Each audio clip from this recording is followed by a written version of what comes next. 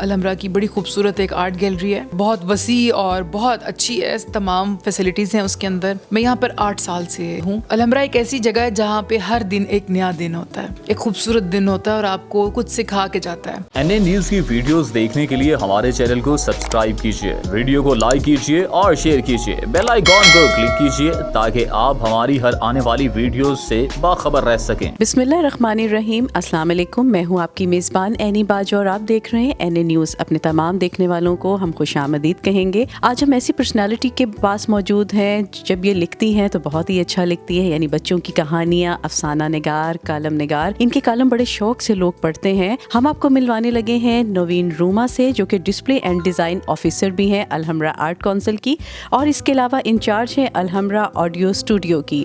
इनसे पूछेंगे कि इतनी चीज़ें किस तरह से मैनेज करती हैं, और ख़ास तौर पे बच्चों की कहानियों का तो स्पेशली सवाल मैं इनसे करूँगी। तो लिए चलते हैं नवीन रूमा साहिबा के पास। अस्सलाम वालेकुम। जी वालेकुम अस्सलाम। जी, कैसी हैं नवीन आप? जी मैं बिल्कुल खैरियत से हूँ। अच्छा नवीन, आपकी चीज़ें मैं देख रही थी, आपके कालम भी देखते हैं, बड़े इंटरेस्टेड होते हैं। तो ये कहाँ से, किस तरह से आगाज़ हुआ? आगाज़ जो है वो बहुत पुराना है। मैं तकरीबन 5वीं जमात में होंगी। मैंने एक बच्चों के लिए कहानी लिखी थी, भूतनगर, जिसमें एक ट्रेन आती है और वो लोगों को भूतनगर में ले जाती है। वो बड़ी अच्छी कहानी थी, मेरे पूरे स्कूल में पसंद की गई, लेकिन मालूम नहीं मैंने उसके बाद क्यों नहीं लिखा। बहुत एक तवील अरसे तक मैंने कुछ नहीं लिखा, लेकिन पढ़ने का शौक़ था। किताब दोस्ती हमेशा मेरे साथ रही है और लिखती थी, डायरीज़ लिखती थी अपनी। लेकिन कॉलेज में, क्योंकि मैं लिटरेचर की तालबा रही, तब लिखना शुरू किया थोड़ा थोड़ा सा, लेकिन बाकायदा मैंने यूनिवर्सिटी में लिखा। उसके बाद क्योंकि टीवी के साथ वाबस्तगी रही, मैं स्क्रिप्ट अपने ख़ुद लिखा करती थी, फिर डॉक्यूमेंट्रीज़ बनाती थी, उनका पूरा रिसर्च वर्क और उनका स्क्रिप्ट ख़ुद लिखती थी। फिर करते करते जब ये मैंने रेडियो पाकिस्तान में क्योंकि मैंने 5 साल वहाँ पर एज ए आरजे काम किया है, तो अपना प्रोग्राम ख़ुद लिखना। फिर अब जो कॉलम है, कॉलम ज़रा थोड़ा सा खुश्क लगता है एक मौजू।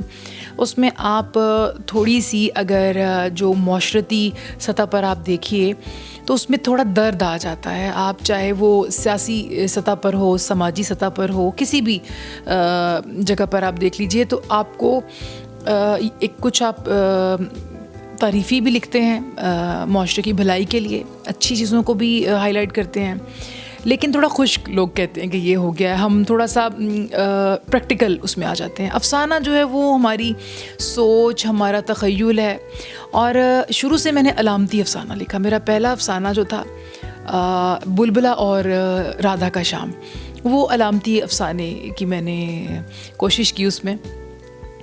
फिर ये चलते चलते सिलसिला जो इस तरह से चलता रहा।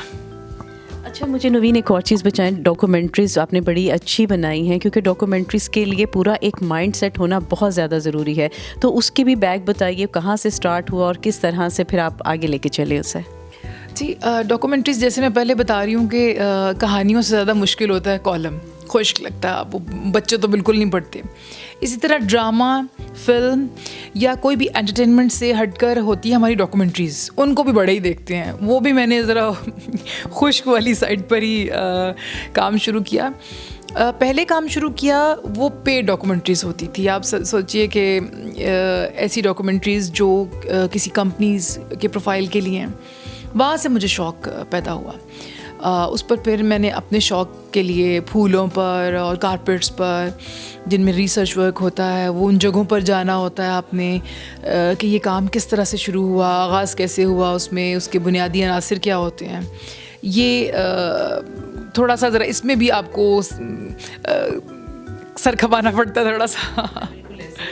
अच्छा नवीन, अब जिस तरह बच्चों की कहानी आप लिखती आ रही हैं और माशाल्लाह 4th क्लास में आप में शौक़ आया कि मैंने वो कहानी लिखनी है, तो कंटिन्यू वैसे सिलसिला जब जाती हैं और किस तरह से बच्चों का आपकी तरफ ध्यान होता है और कहा जाता है कि आप कहानियाँ कंटिन्यू लिखती रहें, तो इसके बारे में भी बताइएगा। जैसे मैंने आपको बताया कि शुरू करना तो, क्योंकि मैं उस वक्त भी बच्ची थी, तो बच्चों के जहन के मुताबिक ही लिखा, फिर छोड़ दिया और फिर अपने बच्चों के कहने पे लिखा। मेरी बेटी कहा करती है कि आप बच्चों के लिए भी कुछ लिखें, क्योंकि एक चीज़ मैंने बड़ी अशद ज़रूरी समझी कि जब हम कपड़े लेने जाते हैं ना, तो एक सर्टन एज आती है जब बच्चों से बड़े हो रहे होते हैं, तो उनके कपड़े बहुत मुश्किल से मिलते हैं, उनको ढूंढना पड़ता है। तो मैं हमेशा सोचती थी कि अगर मैं ये कारोबार करूं तो इस एज के बच्चों के बनाऊं, कि जब मुझे मेरी पसंद के कपड़े नहीं मिलते थे।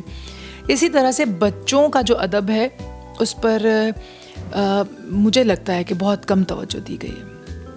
अभी मैंने 1-2 कॉन्फ्रेंसेस अटेंड की हैं बच्चों की, सेमिनार्स, उसमें भी बहुत ज़रूरत है। उसके सबसे बड़ी आप एक रीज़न देखिए, अभी हमारे बच्चे यूट्यूब चैनल जब ऑन करते हैं तो उन्हें हमें या तो डब की हुई हैं या हमारे जो हमसाया ममालिक हैं उनके हैं, हमारी अपनी जो बहुत ना होने के बराबर हैं बहुत। और इसमें इतनी मेहनत भी नहीं आपको करनी पड़ेगी, बच्चों के साथ हंसते खेलते बनाइए। मुझे मौका मिले तो मैं ऐसा ज़रूर करूं, लेकिन मैंने इतनी जगहों पर अपने हाथ पाँव फंसाए हुए हैं, तो मैंने ये देखा कि बच्चों की खुशी के लिए मेरे बच्चे जो गा रहे होते हैं वो हमारी यहाँ देसी चीज़ें नहीं हैं, देसी कहानियाँ बहुत खूबसूरत हैं हमारी। मैं बल्कि आजकल दूसरे ममालिक की जो ट्रांसलेट की हुई चीज़ें हैं वो पढ़ रही हूँ, ताकि अगर उनके लिए मैं कुछ अच्छा कर सकूं। और फिर अपना जो हमारे पंजाब का जो कल्चर के मुताबिक बचपन में जो हम गेम जो खेल होते थे उनको किसी तरह कहानियों में लेके आऊँ, जो मैं अपना बचपन में नानियों दादियों से बच्चे सुनते हैं, मैं अपनी खालाओं से अम्मियों से सुनते हैं, वो चीज़ें अगर हम लिखें तो इस तरह से एक हमारा जो कल्चर और हमारी ट्रेडिशन जो है ना, सीना बसीना जो कहानियाँ आती हैं उनको रिवाइव कर सकते हैं, वो कर सकते हैं और ख़ुद से नए तजर्बात कर सकते हैं। तो इसमें इतना मुश्किल नहीं है जितना हमने इस बिल्कुल छोड़ दिया। अच्छा नवीन, पहले का जो टाइम हम देखते हैं तो नानियाँ दादियों से हम स्टोरी सुने बगैर रहते नहीं थे कि रात को बैठे में कहानियाँ सुनते हैं। अब ट्रेंड दिन ब दिन चेंज होता जा रहा है। अब मोबाइल्स हैं, छोटा बच्चा भी है तो अगर वो रो भी रहा है तो मोबाइल आगे रख दिया जाता है कि आप इस पर म्यूज़िक सुने। तो हम आगे अपनी नस्ल को किस तरह से लेके चलेंगे, क्योंकि जो चीज़ें हमने उनसे सीखी हैं वो अब तक हमारे माइंड में है, पर वो ट्रेंड क्यों चेंज हो रहा है? ट्रेंड हम लोगों ने किया, बड़ों ने किया, बच्चे कसूरवार नहीं हैं। हम बड़े इसके 100% कसूरवार हैं। हम अपनी जान छुड़ाने के लिए उनको इस काम पे लगा देते हैं। रात को जो कहानियाँ सुना के उनको सुलाते थे वो अब बच्चे मोबाइल देखते हैं, अपनी आंखें ख़राब करके सोते हैं। कसूर बड़ों का है। माँओं की दिलचस्पियाँ मोबाइल में हो गई हैं, एक फ़ोन से दूसरे फ़ोन तक वो बातें करती रहती हैं। किचन में ना वो लजीज़ खाने बनाती हैं, हर वक्त कान में उनके हैंड फ्री होती है, तो वो बच्चों को क्या देंगी। मैं ज़ाती तौर पर ये देखती हूँ कि मैं जब कोशिश करती हूँ कि मेरा बेटा अभी 5 साल का है, मैं उससे बात करूँ तो वो पूरी तवज्जो से सुनता है, ये नहीं कि वो सिर्फ मोबाइल से चिपका रहता है। हमने उनको टाइम नहीं दिया तो ही वो वहाँ से हटे हैं। बच्चे वहीं खड़े आज भी हमारा इंतज़ार कर रहे हैं। ज़रूरत ये है कि हमने आदत बनानी है कि रात में कुछ वक्त उनके साथ गुजारें, कुछ उनको मुंतकिल करें जो हमारे अंदर है, उनको वक्त दें प्रॉपर। एक कुछ नहीं तो आजकल वो भी मसरूफ़ हैं, हम भी मसरूफ़ हैं, लेकिन फिर भी हम 1 घंटा पूरे दिन में से 24 घंटों में से निकाल सकते हैं। तो अगर ये आज से ही हम शुरू करें, उनसे गुफ्तगू करें, उनकी दिल की सुने, इससे बहुत फ़र्क पड़ेगा। बहुत ही अच्छी बात की। अच्छा नवीन, यहाँ पे कब से ज्वाइनिंग की? अलहमरा में भी आपको एक अरसे से देखते आ रहे हैं माशाल्लाह। हाँ जी, मैं गुज़िश्ता 8 साल से यहाँ पर हूँ और अलहमरा की बड़ी खूबसूरत एक आर्ट गैलरी है और बहुत वसी और बहुत अच्छी है, तमाम फैसिलिटीज़ हैं उसके अंदर। मैं यहाँ पर 8 साल से हूँ और अलहमरा एक ऐसी जगह है जहाँ पे हर दिन एक नया दिन होता है, एक खूबसूरत दिन होता है और आपको कुछ सिखा के जाता है। गैलरी में मैं हूँ, वहाँ पर तो ज़ाहिर है आर्ट वर्क होता है और इसके अलावा बहुत सारी एक्टिविटीज़ होती हैं और अक्सर जो इसके प्रोग्राम्स होते हैं उसकी कभी मेज़बानी का शर्फ भी मिल जाता है। और एक ऑडियो स्टूडियो है, उसको भी देख लेती हूँ कि किस तरह से उसको बेहतर हम कर सकते हैं, उसमें मज़ीद और अच्छी चीज़ें किस तरह से ऐड हो सकती हैं। अच्छा, जो ऑडियो स्टूडियो है यहाँ पे क्या क्या चीज़ें होती हैं? ऑडियो स्टूडियो हमारा बड़ा तारीख़ी है। यहाँ पे हमारे मुल्क के बड़े नामवर जो गायक हैं उनकी रिकॉर्डिंग्स हो चुकी हुई हैं, तो ये अभी बहुत कम लोग जानते हैं कि ये अभी गुज़िश्ता 6-7 साल से इसको दोबारा से फर्निश्ड किया गया है, दोबारा से इसको वर्किंग में लेके आए हैं। अब हमने कुछ सीजन्स शुरू किए हैं, वो अलहमरा की अपनी प्रोडक्शंस हैं जो हम लोग गानों को कंपोज़ करके ट्रिब्यूट के तौर पर या नए जो हैं बना रहे हैं। अलहमरा अनप्लग्ड के नाम से है। ये हमने सीज़न शुरू किया है और अभी इसका सेकंड सीज़न आएगा और पहला बड़ा कामयाब रहा, हिट रहा है। अब उम्मीद करते हैं कि दूसरा भी अच्छा रहेगा। नहीं, इंशाल्लाह ताला। अच्छा नवीन, जो बच्चे बच्चियाँ आना चाहते हैं यहाँ पे क्लासेस के लिए, जितनी भी क्लासेस हो रही हैं, तो उसके वो किस तरह से आ सकते हैं? कोई एप्लीकेशन देनी पड़ती है या उसके कौन से सेशन होते हैं? ये जितनी भी चीज़ें हैं, अभी ऑफसेट में आ रही थी तो मुझे किसी ने क्वेश्चन किया, मैंने कहा ज़रूर, जितने भी बच्चे हैं और वो आना चाहते हैं तो आप उन्हें गाइड कीजिएगा। आपने बहुत ही खूबसूरत ये वाला क्वेश्चन आप करा है, क्योंकि स्टूडियो तो एक उस तक है ना कि वो हमने अपनी प्रोडक्शंस करनी है। जो आवाम के लिए बराह रास्त है वो हमारी एकेडमी है, अलहम्रा एकेडमी ऑफ परफॉर्मिंग आर्ट्स।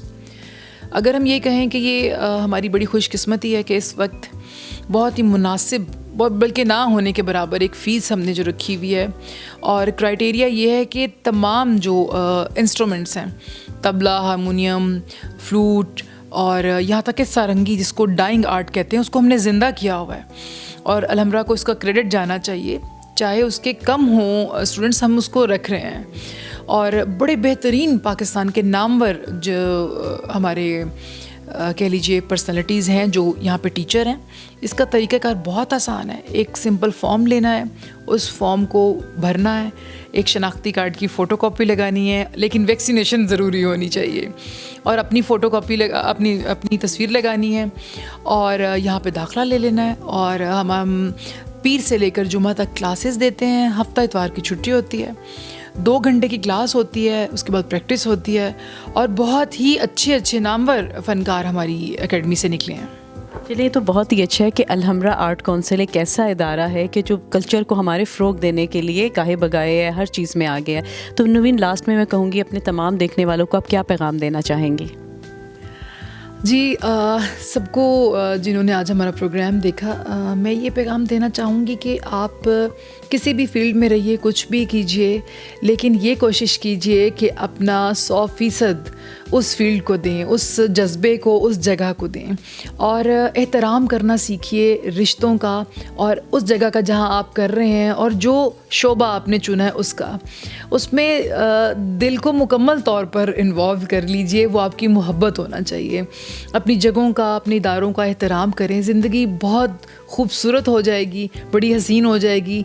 मुश्किलात कुछ भी नहीं होती, वो हमारी स्ट्रगल होती है, और मुश्किलात और मेहनत के बाद जो हमें मकाम मिलता है वो उसका मज़ा और उसका सुरूर वो हमेशा के लिए होता है।